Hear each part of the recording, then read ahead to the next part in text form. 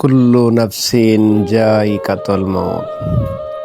আজকাল কোথাও কোনো মৃত্যুর সংবাদ শুনলে আমি মনে মনে অঙ্ক কষতে বসে পড়ি। মৃত্যুর জন্ম তারিখ থেকে মৃত্যু তারিখ বিয়োগ করে দেখি ক বছর বাঁচলো মানুষটা।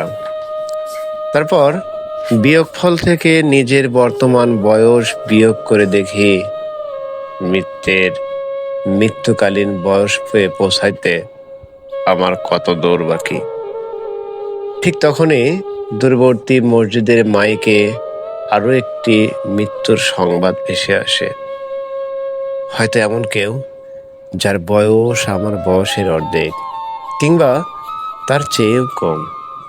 আমি তখন অঙ্ক ভুলে যাই জাগতিক জড়তার হিসাব।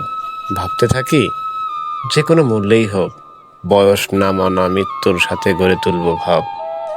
যদিও জীবনের সাথে বিচ্ছেদের যার চিরাচরিত স্বভাব। ধন্যবাদ।